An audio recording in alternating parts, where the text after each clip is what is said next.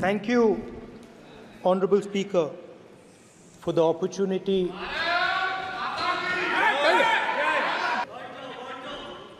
जय संविधान। कॉपी है उसकी?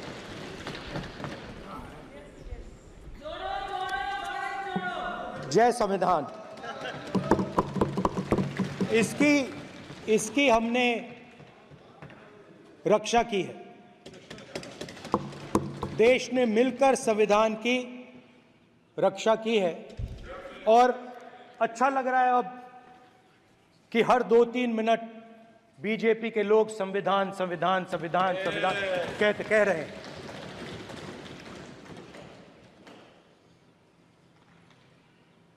Speaker sir, for the last 10 years,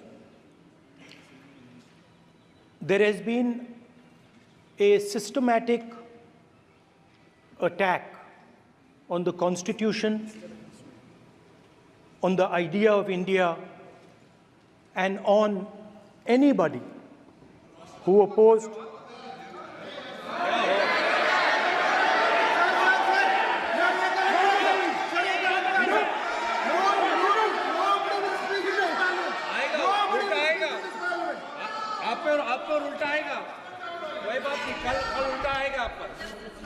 There has been just warming up right now.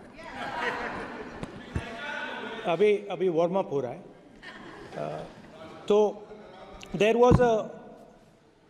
was a systematic, full-scale assault on the idea of India, on the Constitution, and also on millions and millions of people who resisted the ideas being proposed by the BJP, who resisted the attack on the Constitution.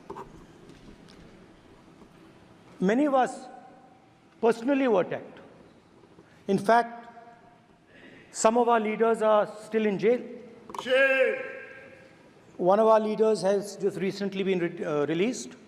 Another one is still in jail.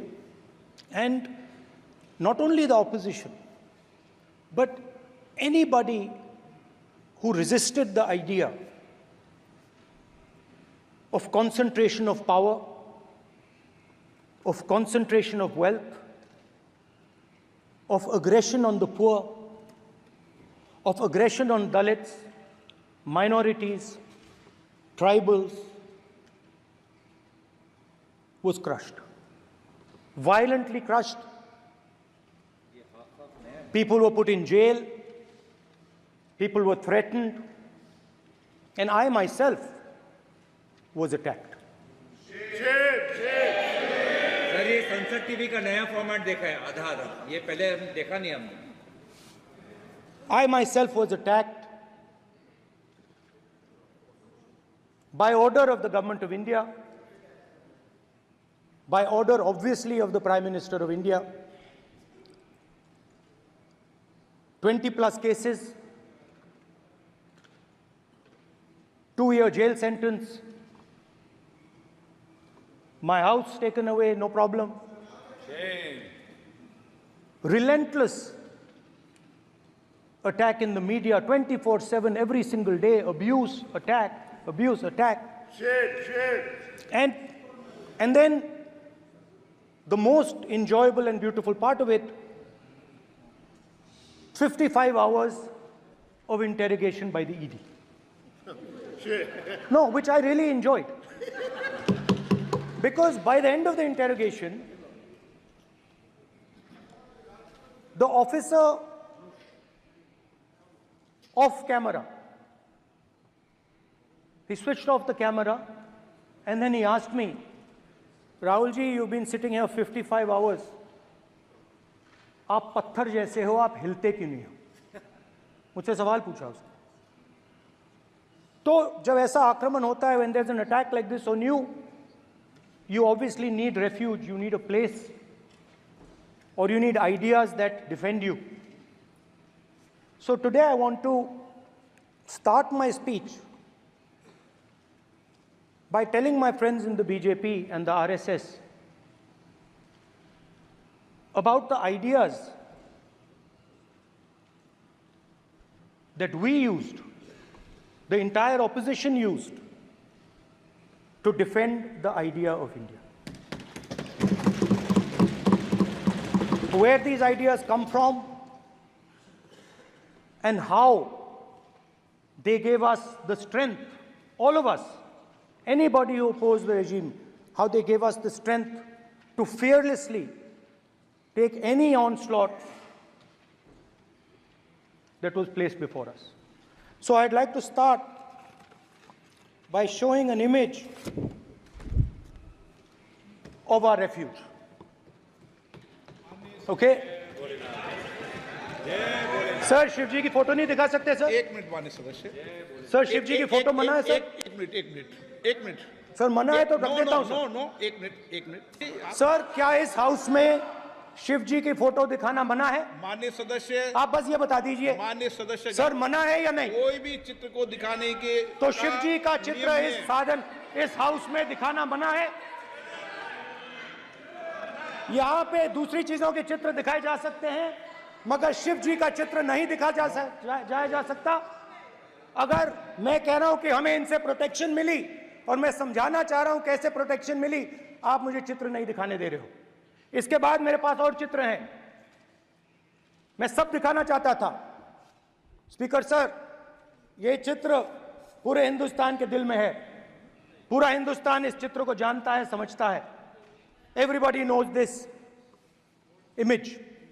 Speaker sir, why I got this image is because there are certain ideas in this image that we defend, that the opposition defends. The first idea in the image that we defend is the idea of confronting our fear, of never being scared. That idea is represented in this image, which you are not allowing me to show, by a snake that is placed right near the neck of Shivji. The idea behind that is never be scared of anything that you face. In fact, Shivji places death 1 inch from his neck. And that is the spirit with which we fought when we were in the opposition. From this idea of resisting, we are still in the opposition, I know. I know that. And I'm happy and proud to be in the opposition. Because for us, there is more than power. There is truth. For you, there is only power. That is the only place you want to be. For us, there is truth. And this is a symbol of truth.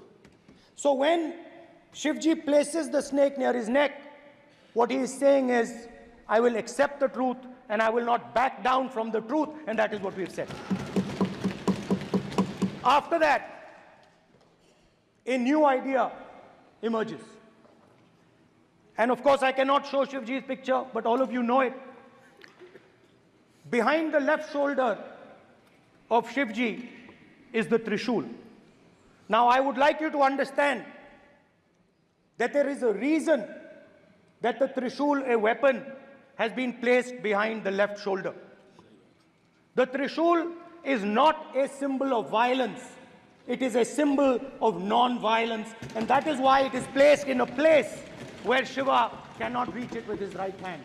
If it was a symbol of violence, it would have been held in his right hand like this. It is a symbol of non-violence. That is why it is placed behind his left shoulder. When we fought the BJP, we were not violent. When we defended the truth, there was not an ounce of violence in us. Now, there is a third idea, and a very powerful idea that emerges from the idea of truth, courage, and non-violence. And that idea, of course, it is a symbol that many of you hate, but that idea is the Abhay Mudra, the symbol of the Congress Party, which, as you can see, is also in this image. And Jai Mahadev. And what that Rajnath Singh ji is looking very surprised. And what that Abhay Mudra shows, it is the next step of the evolution of the idea of facing the truth, fearlessness, and ahimsa. Satya and ahimsa, as Mahatma Gandhi ji used to say. And the Abhay Mudra is the idea that it is not good enough to just keep this internal. It is not good enough to not be scared. It is not good enough to use non-violence. It is also important that you make others not scared, that you help others become fearless, that you help others become non-violent.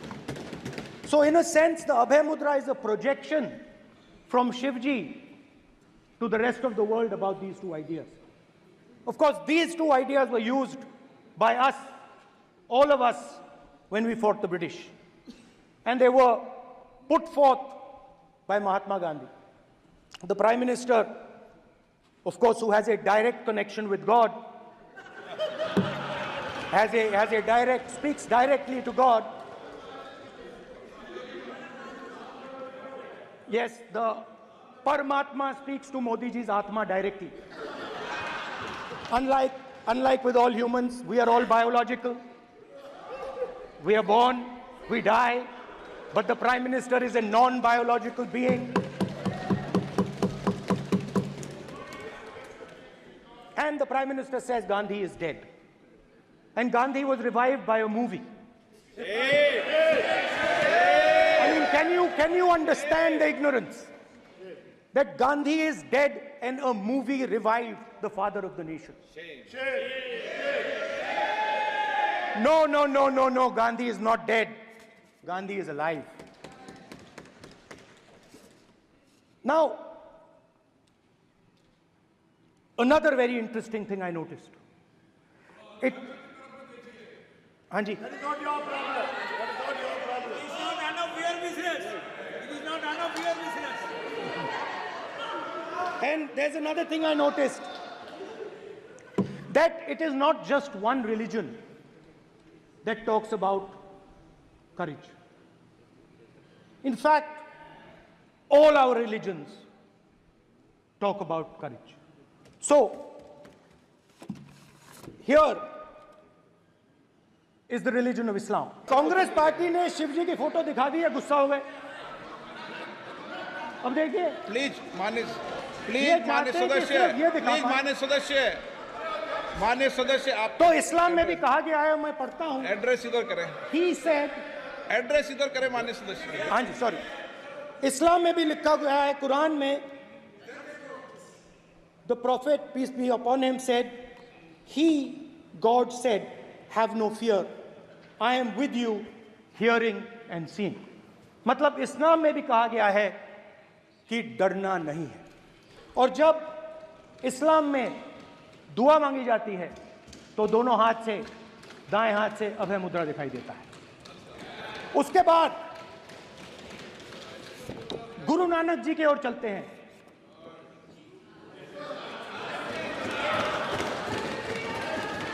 Waheguru ji की फतेह, वाहेगुरु जी का खालसा. जिस धर्म पर आप हर रोज आक्रमण करते हो, गुरु नानक जी, गुरु नानक जी के चित्र में भी आपको अभय मुद्रा दिखाई देगा. गुरु नानक जी भी कहते हैं कि डरो मत, डराओ मत. और पंजाब से गुरु नानक जी मक्का तक गए, थाईलैंड तक गए, अफगानिस्तान गए, श्रीलंका गए. किसी से हिंसा नहीं की, अहिंसा की बात की, सत्य की बात की, और किसी को उन्होंने अपनी जिंदगी में नहीं डराया. उसके बाद जीसस क्राइस्ट की इमेज देखिए, उसमें भी आपको अभय मुद्रा दिखाई देगा. जीसस क्राइस्ट की इमेज में भी अभय मुद्रा. डरो मत, डराओ मत. और जीसस क्राइस्ट ने कहा कि अगर आपको कोई थप्पड़ मारता है तो दूसरा गाल दिखा दो। उसके बाद बुद्ध भगवान, अभय मुद्रा।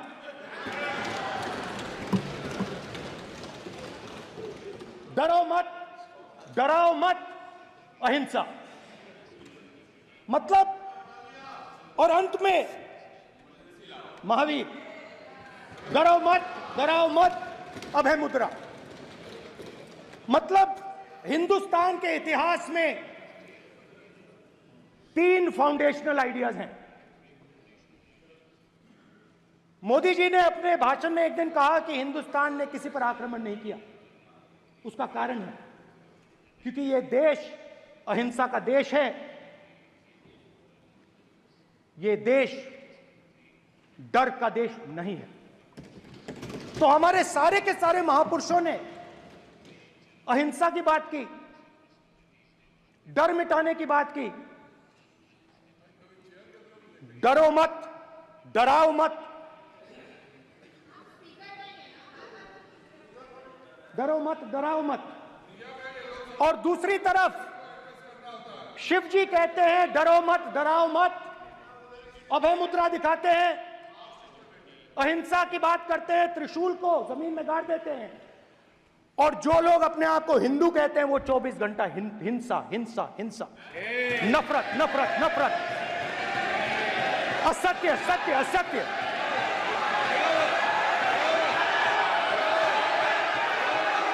आप हिंदू हो ही नहीं।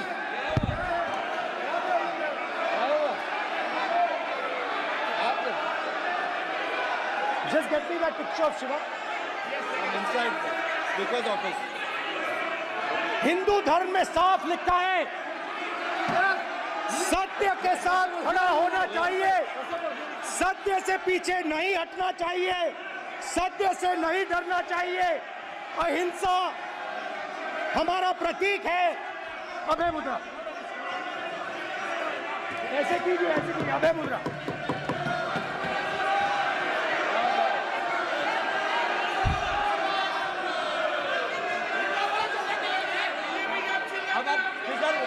स्पीकर से कोई रूलिंग नहीं आएगा। Prime Minister will not speak. Then Prime Minister will speak. Speaker की तरफ से कोई रूलिंग नहीं आएगा। This will happen here. Speaker If you are doing this, it will repeat again. भाई कोई रूलिंग नहीं आ रहा। ये आप बात समझिए, कोई नहीं बोल रहा। आप बात समझिए। ये इसलिए चिल्ला रहे हैं क्योंकि तीर जाके दिल में लगा है, दिल में जाके तीर लगा है, इसलिए ये चिल्ला रहे हैं। देखो चुप हो गए, देखिए स्पीकर सर चुप हो गए सब।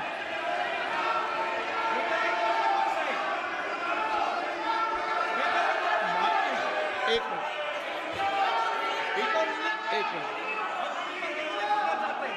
ये जो ये विषय बहुत गंभीर है। पूरे हिंदू समाज को हिंसक कहना ये गंभीर विषय है। बीजेपी को आपको नहीं, नरेंद्र मोदी जी पूरा हिंदू समाज नहीं है, बीजेपी पूरा हिंदू समाज नहीं है, आरएसएस पूरा हिंदू समाज नहीं है।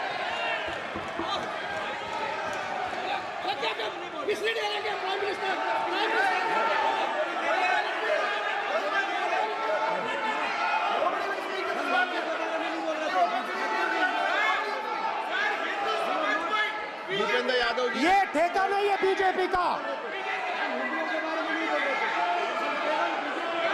भूपेंद्र यादव जी बोलना चाहते हैं आप?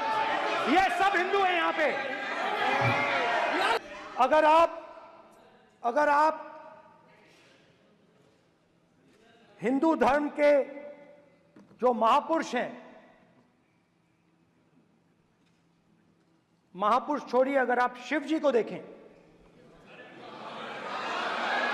तो क्या हो रहा है सर?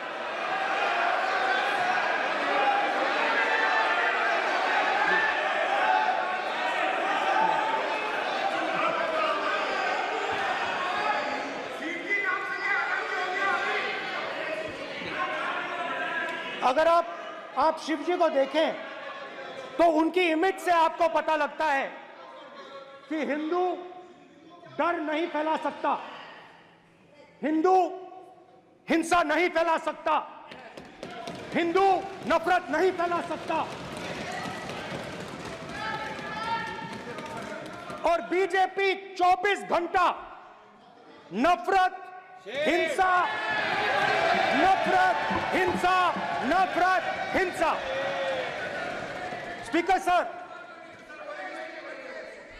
कहां तक इन्होंने डर फैला दिया है?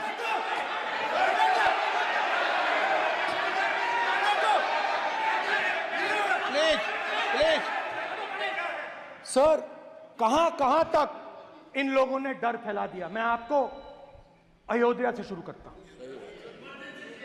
सर नमस्कार। शाबाश।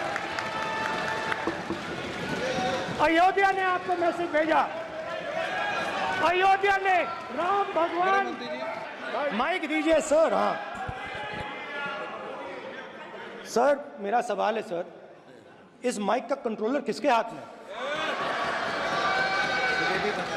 सर मैं बिल्कुल आपकी रिस्पेक्ट करता हूं स्पीकर सर, मगर मेरे भाषण के बीच में सच्चाई ये है कि माइक ऑफ हो जाता है।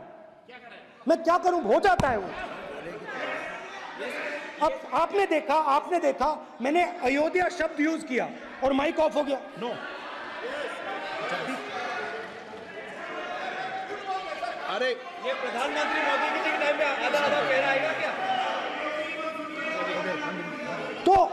तो अयोध्या ने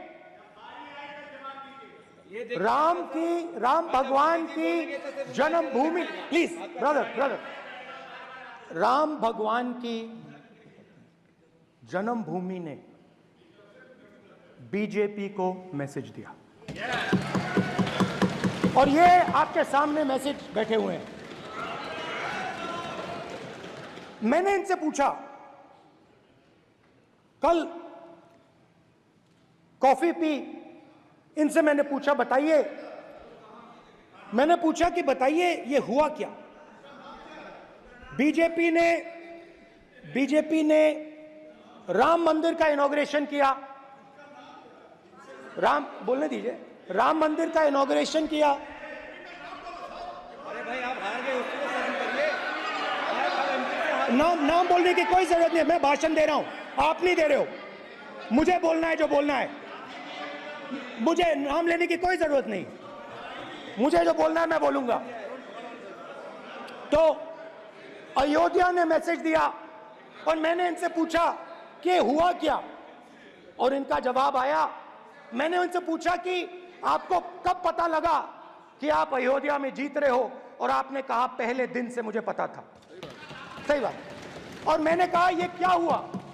उन्होंने कहा राहुल जी, अयोध्या में एयरपोर्ट बना, अयोध्या की जनता से जमीन छीनी गई और आज तक उन्हें मुआवजा नहीं मिला है। उन्होंने कहा, सही बात, उन्होंने कहा कि अयोध्या में जो भी छोटे छोटे दुकानदार थे, जो भी छोटी छोटी बिल्डिंग्स थी, उन सारों को तोड़कर गिरा दिया गया और उन लोगों को सड़क पर कर दिया गया। इन्होंने यह भी कहा कि अयोध्या के इनॉग्रेशन में अयोध्या की जनता को बहुत दुख हुआ, क्योंकि इनॉग्रेशन में अदानी जी थे, अंबानी जी थे, मगर अयोध्या का कोई नहीं था। और ये कारण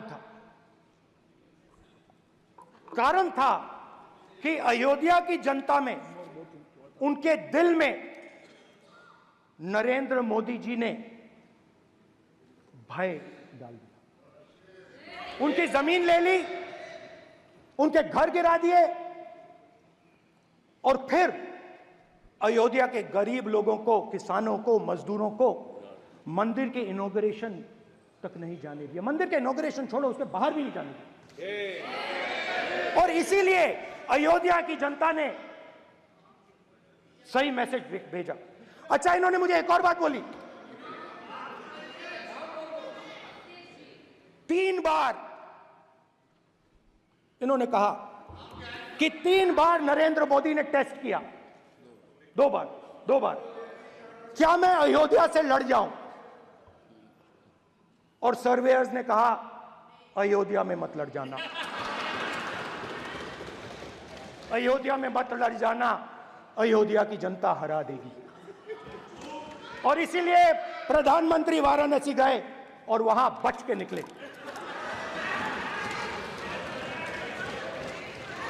तो अयोध्या की जनता को डराया, पूरे देश को डरा दिया। मैं आपको बताता हूं, आज सुबह में आया, राजनाथ सिंह जी ने मुस्कुरा के मुझे नमस्ते की, और मोदी जी बैठे हैं, मुस्कुराहट नहीं, सीरियस, नमस्ते भी नहीं करते। कहीं मोदी जी ना देख लें, प्रॉब्लम हो जाएगी। वही कहानी गडकरी जी की है, सच्चाई है। स्पीकर सर, आपने कहा कि डिबेट प्रेसिडेंट्स एड्रेस पे होनी चाहिए। ये जो मैंने किया है, अनुराग ठाकुर जी ने अयोध्या की बात की थी, अनुराग ठाकुर जी ने सनातन धर्म पर आक्रमण की बात की थी, इसीलिए मैंने ये किया है। मैं दिखाना चाहता हूं कि अयोध्या में क्या हुआ, अयोध्या की सच्चाई क्या थी। प्रेसिडेंट्स डिबेट में उन्होंने बात उठाई थी, मैंने बात बंद की है। प्रधानमंत्री जी को अच्छी लगी अयोध्या की बात अच्छी लगी। डर फैलाया और ऑपोजिशन का रिस्पांस एक साथ मिलकर भारत जोड़ो यात्रा, सारे के सारे ऑपोजिशन, पूरा देश एक साथ मिलकर कन्याकुमारी से कश्मीर तक चला। और जो आपने डर फैलाया, उसके बारे में यात्रा में बहुत कुछ सुनने को मिला। अभी तक याद है, सुबह 7 बजे 7-8 बजे की बात थी, यात्रा में चल रहे थे, एक महिला आती है, हमारे साथ चलती है, मेरा हाथ पकड़ती है और घबराई हुई सी थी। तो मैंने पूछा क्या हुआ, वो मुझे कहती है मुझे मार रहा है, मुझे मार रहा है।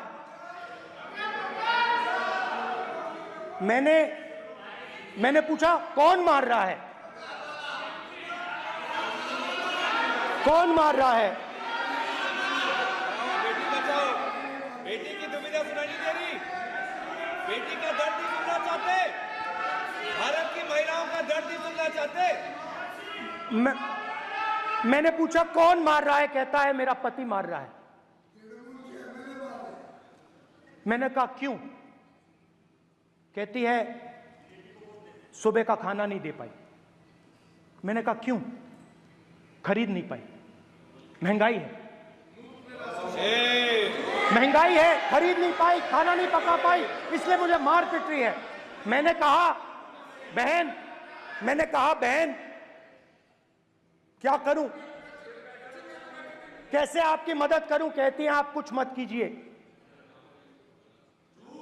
आप कुछ मत कीजिए, आप सिर्फ ये बात याद रखिए कि महंगाई के कारण हिंदुस्तान में हजारों महिलाओं को सुबह पीटा जा रहा है। उसके शब्द हैं, मेरे शब्द नहीं हैं। गैस सिलेंडर, महंगाई, तो आपने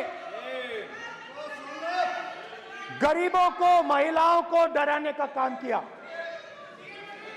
शिव जी कहते हैं डरो मत, डराओ मत। आपने हिंदुस्तान की महिलाओं को महंगाई से हर रोज डराया है। कुछ दिन पहले मैं पंजाब में अग्निवीर के परिवार से मिला, सुनिए अग्निवीर के परिवार से मिला। छोटा सा घर था, छोटा सा घर था,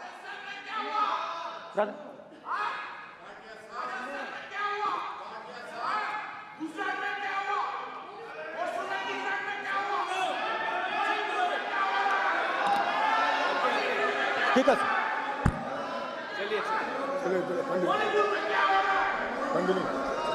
छोटे से घर में अग्निवीर शहीद हुआ, लैंडमाइन ब्लास्ट में शहीद हुआ। मैं उसे शहीद कह रहा हूं, मगर हिंदुस्तान की सरकार उसे शहीद नहीं कहती है। नरेंद्र मोदी उसे शहीद नहीं कहते हैं, नरेंद्र मोदी उसे अग्निवीर कहते हैं। उस घर को पेंशन नहीं मिलेगी, उस घर को कंपनसेशन नहीं मिलेगी, शहीद का दर्जा नहीं मिलेगा। और बेचारे बैठे हुए थे, 3 बहनें थी, एक साथ बैठी हुई थी, रो रही थी। आम जवान को पेंशन मिलेगी, जरूर दुख होगा, मगर हिंदुस्तान की सरकार आम जवान की मदद करेगी। मगर अग्निवीर को जवान नहीं कहा जा सकता। अग्निवीर यूज एंड थ्रो मजदूर है। और आप उससे कहते हो, उसको आप 6 महीने की ट्रेनिंग देते हो, 6 महीने की ट्रेनिंग देते हो। दूसरी तरफ चाइना के जवान को 5 साल की ट्रेनिंग मिलती है, राइफल लेकर उसके सामने खड़ा कर देते हो, उसके दिल में भय पैदा करते हो। एक जवान और दूसरे जवान के बीच में फूट डालते हो कि एक को पेंशन मिलेगी, एक को शहीद का दर्जा मिलेगा, दूसरे को नहीं मिलेगा, और फिर अपने आप को देशभक्त कहते हो। ये कैसे देशभक्त हैं?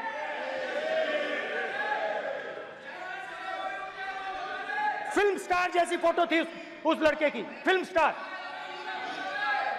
बॉलीवुड स्टार की फोटो थी। मैं सोच रहा था, देखो इस युवा ने जान दी। Speaker sir, speaker sir, speaker sir देखिए, स्पीकर सर देखिए, राजनाथ सिंह जी की एक राय है, मेरी एक राय है। सच्चाई अग्निवीरों को मालूम है, हमें बोलने की जरूरत नहीं है। अग्निवीर को किस चीज का सामना करना पड़ता है, शहीद का दर्जा मिलता है या नहीं मिलता है, कॉम्पनसेशन मिलता है नहीं मिलता है, पेंशन मिलती है नहीं मिलती है, वो उसको मालूम है। पॉइंट ऑफ अग्निवीर की सच्चाई मैंने फ्लोर ऑफ द हाउस पे रखी है, और राजनाथ सिंह जी ने भी कहा है, जो रियलिटी है वो हिंदुस्तान की सेना को मालूम है, वो अग्निवीरों को मालूम है। उनके कहने से या मेरे कहने से कोई फर्क नहीं पड़ता, सच्चाई तो उनको मालूम है, उनको मालूम है सच्चाई कौन बोल रहा है। स्पीकर सर, और स्पीकर सर, देश की सेना जानती है, पूरा देश जानता है कि अग्निवीर स्कीम सेना का स्कीम नहीं है, पीएमओ का स्कीम है। और पूरी सेना जानती है कि स्कीम प्राइम मिनिस्टर का ब्रेन चाइल्ड था, स्कीम सेना का ब्रेन चाइल्ड नहीं था। जैसे नोटबंदी की गई, वैसे ही आर्बिट्री तरीके से अध्यक्ष महोदय, आपको देखिए, सिंपल सी बात है स्पीकर सर, इनको अग्निवीर अच्छा लगता है, आप उसको रखिए, हम उसको बदल देंगे, हटा देंगे। सिंपल सी बात है, हमारी सरकार आएगी, अग्निवीर को हम हटा देंगे, क्योंकि हम सोचते हैं कि अग्निवीर सेना के खिलाफ है, जवानों के खिलाफ है, देशभक्तों के खिलाफ स्कीम है। हम इस स्कीम को नहीं चाहते।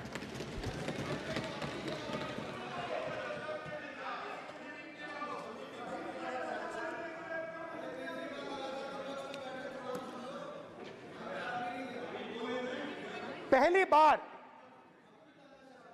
हिंदुस्तान की हिस्ट्री में जनता से स्टेट्स छीने गए हैं। जम्मू कश्मीर लद्दाख से आपने पहली बार स्टेट छीना है। मणिपुर को आपने सिविल वॉर में डुबा दिया है। मणिपुर को आपने और आपकी योजनाओं ने, आपकी पॉलिटिक्स ने जला दिया है। और आज तक हिंदुस्तान के प्रधानमंत्री मणिपुर नहीं गए हैं। ऐसा लगता है कि मणिपुर हिंदुस्तान का प्रदेश ही नहीं है। प्रधानमंत्री के लिए मणिपुर स्टेट ही नहीं है। मणिपुर में सिविल वॉर हो ही नहीं रही है। और एक बार बयान दिया हमने, मतलब प्रेशर लगाया, हम गए, हमने प्रधानमंत्री से कहा एक मैसेज दे दीजिए, मणिपुर चले जाइए, जनता की वहां रक्षा कीजिए। नहीं,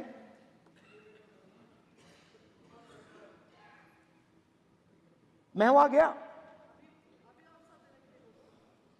कुकीज और मेहते से दोनों से मिला।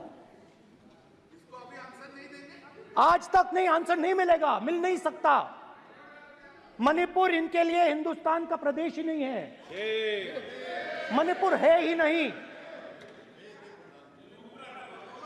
मणिपुर है ही नहीं, ना होम मिनिस्टर के लिए ना प्रधानमंत्री के लिए, है ही नहीं, एग्जिस्ट नहीं करता, वो है ही नहीं। ना प्रधानमंत्री जाएंगे बोलेंगे कुछ नहीं, जैसे कुछ नहीं हुआ वहां पे। मैं रिलीफ कैंप में गया, एक औरत कांपती हुई, रोती हुई मुझे कहती है कि मैंने अपनी आंखों के सामने, हाँ मैं औरतों की बात कर सकता हूं, एक भाई का, मैं कर सकता हूं, एक भाई एक कर्तव्य निभा रहा है। आप अपने संगठन में महिलाओं को नहीं डालते हो, मगर मैं औरतों की बात कर सकता हूं।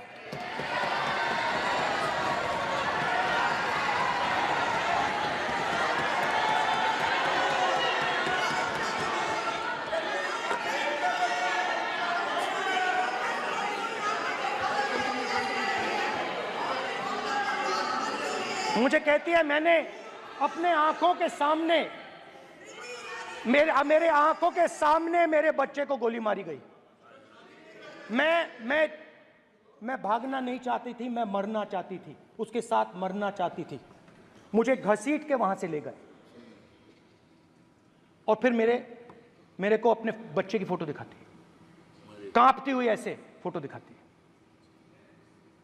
ये आपकी योजनाओं का नतीजा है। आपको शर्म आनी चाहिए।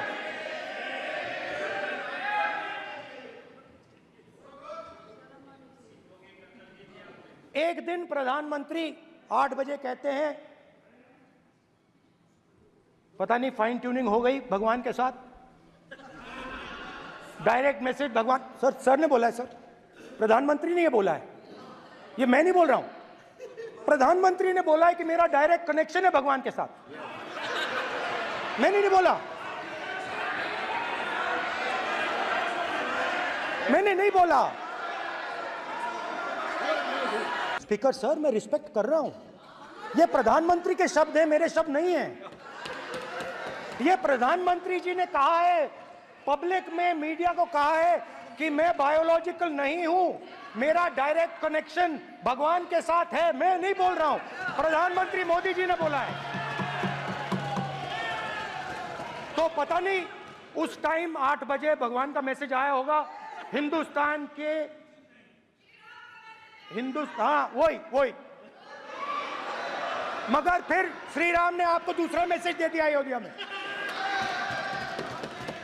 भगवान का मैसेज आया होगा, मोदी जी नोटबंदी कर दीजिए, नोटबंदी कर दिया, डायरेक्ट ऊपर से आया मैसेज, ऑर्डर आया खटाक। और अलग अलग ऑर्डर आते हैं, अदानी जी वाला ऑर्डर आता है, बंबई एयरपोर्ट अदानी जी को ऊपर से ऑर्डर आता है, खटाखट ऑर्डर आते हैं। तो नोटबंदी कर दी। स्मॉल और मीडियम बिजनेसेस जो हैं, जो हिंदुस्तान की रोजगार की रीढ़ की हड्डी है, बैकबोन है, उड़ा दिया, खत्म कर दिया। आज नतीजा यह है कि ये जो भी करना चाहे करें, हिंदुस्तान के युवाओं को रोजगार नहीं मिल सकता। Job creation backbone is broken. Finish, खत्म। नोटबंदी की, गलत जीएसटी लागू की, उड़ा दिया। अब मैं सोचता हूं, पहले मैं सोचता था ये पता नहीं कैसे हुआ, अब मैं समझता हूं कि ये अदानी जी, अंबानी जी जैसे लोगों के लिए किया गया था। ये रास्ता साफ करने का तरीका था, रास्ता साफ करने का तरीका था। इनकम टैक्स डिपार्टमेंट उनके पीछे पड़ा रहता है। जीएसटी, डिमोनेटाइजेशन, 24 घंटा उनको तंग करते हैं। उनके कैश फ्लो को रिस्ट्रिक्ट करने की कोशिश करते हैं, कैश फ्लो को क्रश करने की कोशिश करते हैं कि वो परे हट जाएं और अरबपति उनकी जगह ले लें। आप किसी भी छोटे व्यापारी से पूछ लो, किसी भी स्मॉल मीडियम बिजनेस ओनर से पूछ लो, ये आपको बता देगा। गुजरात में मैं गया, टेक्सटाइल ओनर्स के साथ मेरी बात हुई।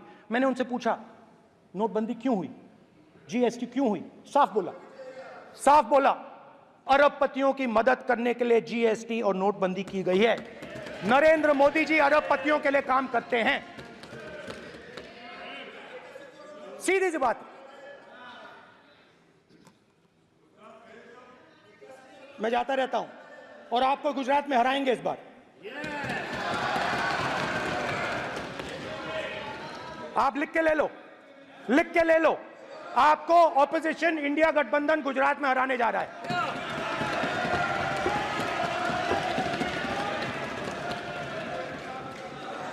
किसानों को डराने के लिए लैंड एक्विजिशन बिल जो हम लाए थे, उनकी जमीन की रक्षा करने के लिए, उनको सही कॉम्पनसेशन देने के लिए, उसको आपने खत्म कर दिया। यहां कोशिश की, कर नहीं पाए तो स्टेट्स में खत्म कर दिया। हर स्टेट में आपने खत्म कर दिया है। अगर आप जानते नहीं हो, चेक कर लो। हर स्टेट में, हर भाजपा की स्टेट में खत्म कर दिया। तो किसानों को जो हमने लैंड एक्विजिशन बिल तैयार किया था, सही मुआवजा दिलाने के लिए, उसको आपने रद्द किया।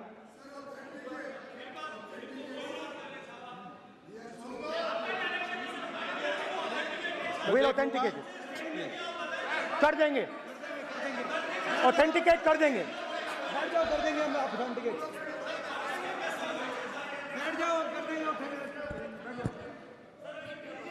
उसके बाद किसानों को डराने के लिए, याद रखिए, शिव जी कहते हैं डरो मत, डराओ मत। किसानों को डराने के लिए आप 3 नए कानून लाए। प्रधानमंत्री ने उनसे कहा कि ये आपके फायदे के कानून हैं। सच्चाई थी कि वो अदानी जी, अंबानी जी के फायदे के कानून थे। हिंदुस्तान के सारे किसान खड़े हो जाते हैं। आज तक सड़क ब्लॉक है। अगर आप वहां जाएंगे, आज तक आपको दिखेगा कि वो सड़क जिस पे किसान आए थे, वो आज तक बंद पड़ी हुई।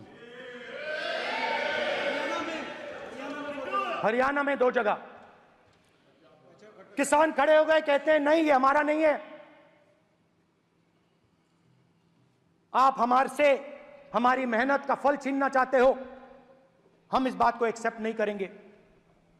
आप उनसे बात नहीं करते, आप उनको कहते हो, आप बात नहीं करते।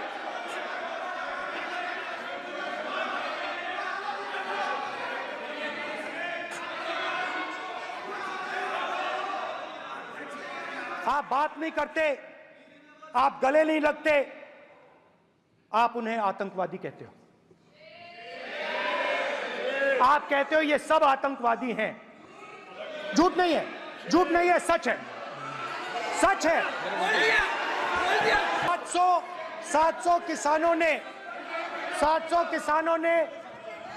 700 किसान शहीद हुए। हमने इस हाउस में कहा कि किसानों के लिए मौन होना चाहिए, आपने मौन नहीं होने दिया। आपने कहा ये किसान नहीं है, आपके मुताबिक ये किसान नहीं थे, ये आतंकवादी थे। देखिए, आपकी एलाय सिर हिला रही हैं, वो भी सहमत हैं। कौर जी सहमत हैं। देखिए, हमारी जरूरत नहीं है, वो सहमत हैं आपसे, वो सहमत हैं। स्पीकर सर, किसानों ने मांगा क्या? स्पीकर ने किसानों ने सिर्फ ये कहा कि अगर 16 लाख करोड़ रुपए अरबपतियों का कर्जा माफ हो सकता है तो हमारा भी थोड़ा सा कर दीजिए। किसान ने यह कहा कि हर प्रोडक्ट के लिए सही प्राइस मिलती है, हमें भी एमएसपी दे दीजिए। और आप लोगों ने कहा किसान का कर्जा माफ नहीं होगा और एमएसपी नहीं मिलेगी। स्पीकर सर, एमएसपी जब मैं speaker sir, MSP with legal guarantee. Speaker sir, the issue is MSP with legal guarantee, not just MSP. MSP is being given. The issue is Kisans want MSP with legal guarantee, which you are not ready to give them. तो किसानों में आपने डर डाला, भय डाला, महिलाओं में महंगाई, गैस सिलेंडर,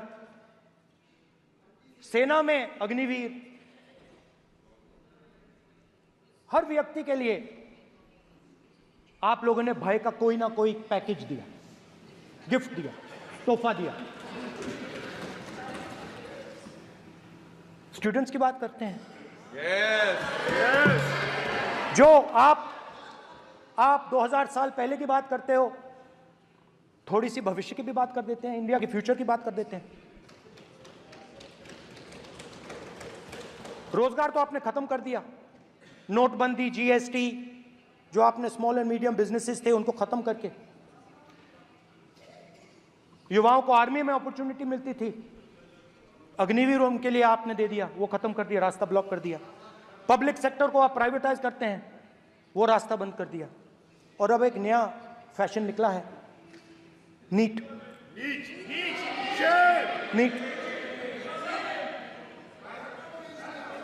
प्रोफेशनल एग्जाम्स को आपने कमर्शियल एग्जाम्स में बदल दिया है। NEET is not a professional exam, NEET is a commercial exam. NEET में एक स्टूडेंट टॉपर हो सकता है, एक्सेलेंट स्टूडेंट हो सकता है, मगर अगर उसके पास पैसा नहीं है, मेडिकल कॉलेज में नहीं जा सकता। सिंपल सी बात। नीट का पास मार्क 22% है।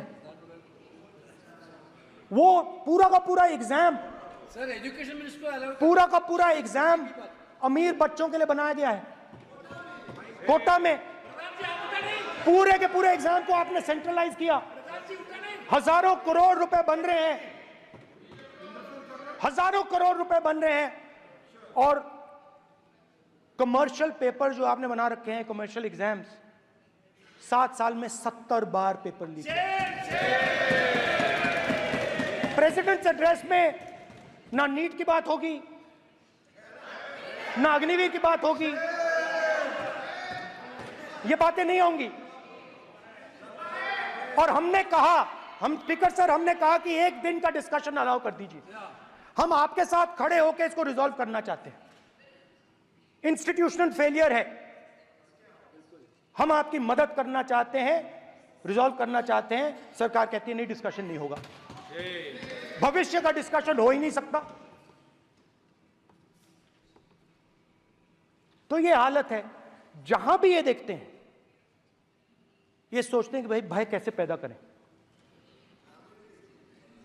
माइनॉरिटीज को डराते हैं।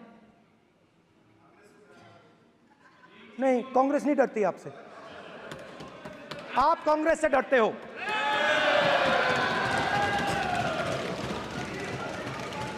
हिंसा, नफरत, माइनॉरिटीज के खिलाफ, मुसलमानों के खिलाफ, सिखों के खिलाफ, क्रिश्चियंस के खिलाफ। और माइनॉरिटीज ने क्या किया? माइनॉरिटीज ने क्या किया? हर स्फीयर में हिंदुस्तान को रिप्रेजेंट करते हैं, नाम रोशन करते हैं। पत्थर जैसे हिंदुस्तान के साथ एक साथ खड़े हैं, देशभक्त हैं। और आपने सारे के सारे माइनॉरिटीज पर आक्रमण किया, उनके खिलाफ हिंसा, नफरत फैलाई।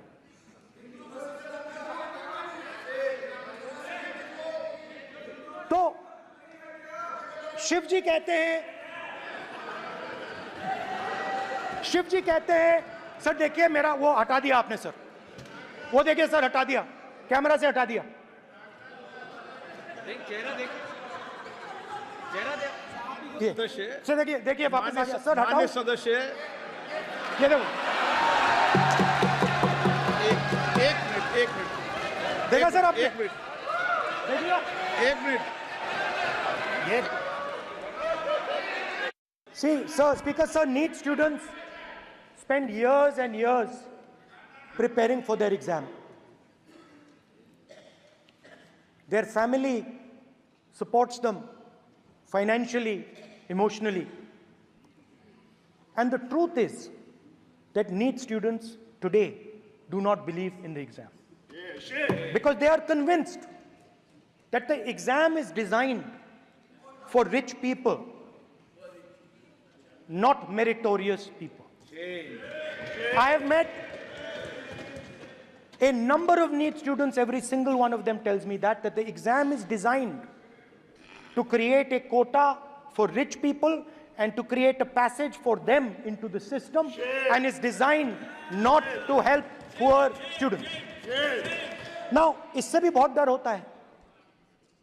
महीनों पढ़ाई करते हैं, ये पता नहीं कि भैया एग्जाम लीक हो जाएगा नहीं होगा, अगर पास भी हो गए तो पैसा कहां से आएगा। तो उधर भी इन लोगों ने भय डालने का काम किया। तो जहां भी ये देखते हैं ये भय डालते हैं, सेना में, युवाओं में, किसानों में, मजदूरों में, महिलाओं में, डिसेबल्ड में भी। और मैं ये भी कह सकता हूं कि सिर्फ बाकी हिंदुस्तान में भी नहीं, मगर अपनी पार्टी में भी भय है।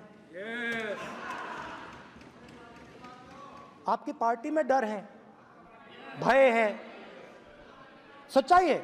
देखो अब आप चिल्ला नहीं रहे हो, अब आप शांत हो, अब बिल्कुल शांत हो, सच्चाई बोल दी, चिल्ला नहीं रहे, चुप। क्योंकि आपकी ट्यूनिंग डायरेक्टली, प्रॉब्लम क्या है, आप चिल्ला भी नहीं सकते क्योंकि कनेक्शन नहीं। सर मैं बोल रहा हूं सर, समझा रहा हूं, स्ट्रक्चर बोल रहा हूं। एक कांग्रेस पार्टी में बोल रहे थे सर लोकतंत्र में पार्टी में डेमोक्रेसी होनी चाहिए। कोई भी इन पार्टियों में कोई भी आके कुछ भी कह देता है। ग्रुप ऑफ 22, 23, 24, 25 सब जो बोलना है बोल देते हैं, मगर आपकी पार्टी में भय है। सत्यमेव जयते, ना डरो ना डराओ। Sir, when I became LOP, I realized something that I had not realized before. And it's also on the lines of the principles of Shiva. It's on those same lines. And the idea was that after becoming LOP, all my personal dreams, my personal aspirations, my personal fears have to be put aside. I am now actually two people. I'm not one person. I'm a constitutional person, and my job is to be leader of the opposition, to represent all these parties equally. In fact, I don't just represent the Congress party, I represent every single party. And I have to treat every single party with love and affection. So when Hemant Soren ji is in jail or Kejriwal is in jail, it should disturb me, it should hurt me. Yes. When you unleash your agencies on these political people, it is our job to defend them.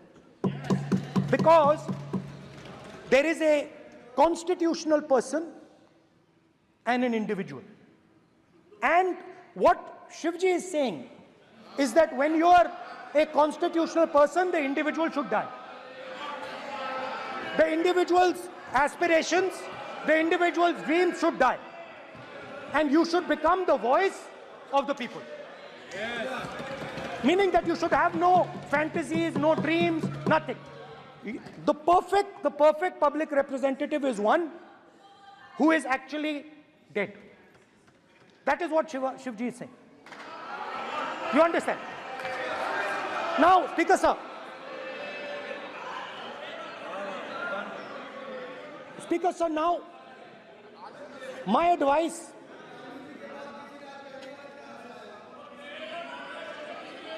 So there are two structures now. One is me as an individual, and one is me as leader of the opposition. Me as an individual, I might have my likes and dislikes, I might have my views, but me as leader of opposition have to suppress them, have to reduce them and say, now I'm the voice of the opposition. That is the idea of the democratic system. The people have given me a responsibility, and that responsibility should overcome my personal likes, dislikes, aspirations. Now, Speaker sir, why I'm saying this, and forgive me for saying this, but when you were being put on that chair, I walked there to help you, to walk with you to the chair. And I shook hands with the Prime Minister, and I shook hands with you. And then I walked to your chair. And you are the final arbiter of the Lok Sabha. You're the final word here. What you say fundamentally defines Indian democracy. You don't allow us to speak, you allow us to speak, you allow them to speak, you don't allow us to speak. All these things define Indian democracy.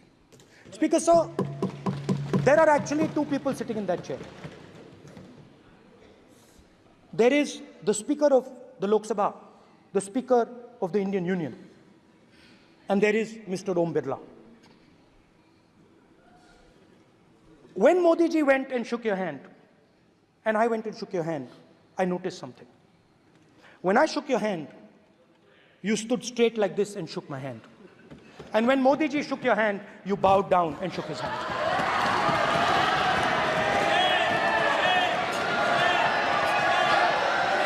ये आसन के सामने आरोप है। Speaker sir, speaker sir, आपकी बात को मैं एक्सेप्ट करता हूं, स्पीकर सर। स्पीकर सर, आपकी बात को रिस्पेक्टफुली बैठिए ना। स्पीकर सर, मैं आपकी बात को रिस्पेक्ट करता हूं, मगर आपको कहना चाहता हूं कि इस हाउस में स्पीकर से कोई बड़ा नहीं होता। स्पीकर सबसे बड़ा है, हम सबको स्पीकर के सामने झुकना चाहिए। और मैं आपके सामने झुकूंगा, और सारा का सारा ऑपोजिशन आपके सामने झुकेगा। ये लोकतंत्र है स्पीकर सर, आप इस हाउस के लीडर हैं, आपको किसी के सामने नहीं झुकना चाहिए। कस्टोडियन है, नेता प्रधानमंत्री है, स्पीकर को आप speaker is the last word, speaker is अध्यक्ष and is the last word. अंत में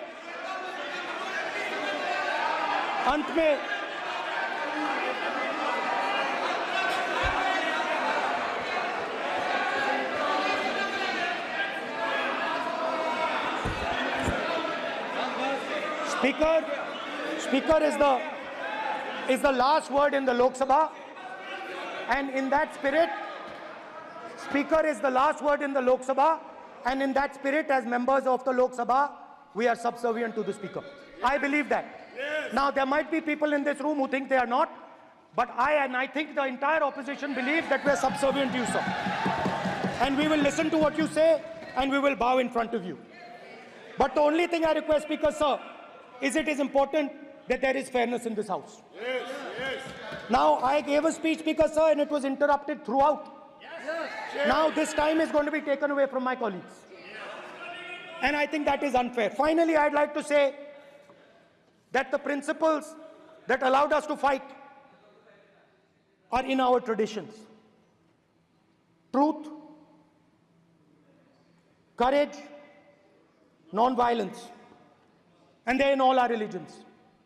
And what you have come to represent today is untruth, a complete lack of courage, and violence.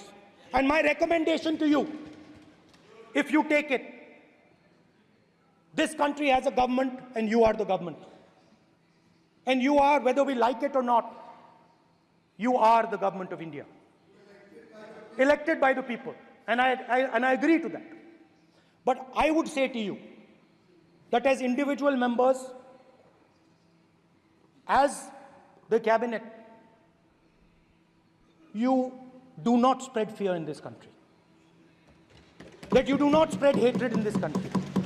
That you listen to the farmers of this country, you listen to the students of this country. When the opposition says to you, let's have a debate for one day, have it. It's not going to harm anybody.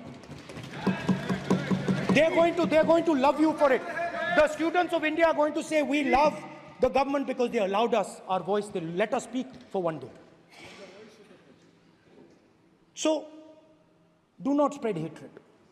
Do not spread violence. Do not be fearful. Even the BJP members here, even the cabinet members, do not be fearful. You have a constitutional position. You are individuals and then you have a constitutional position. Rajnath Singh ji is an individual and he's the Defense Minister of India. And that is the way this country has to be run. And we as the opposition, don't take us as your enemies. We are not your enemies. We are here, we are sincerely here to make your work easier, as long as you follow the basic principles that we have stated. And these principles are Shivji's principles. They are the principles of Shivji. Har Har Mahadev, you can say. To make the government. This is basically what I have explained here today is the concept of Indian leadership in all religions. Respect, affection, ahimsa, and always standing up for the truth. And I'm more than happy, all of us are more than happy to discuss anything you want without being nasty, without being aggressive, anything you want, we are ready to discuss. So please let us work together to take this country forward. You are the government. We have to accept that. You got 240 seats. So I congratulate you on that. At least accept it. Accept to kar lijiye. They're not happy. They're not happy. Not happy. They're not happy. Okay, you're not happy. So I would say we want to both work for this country. Work with the spirit of bravery. Work without violence. Work without hatred. Thank you.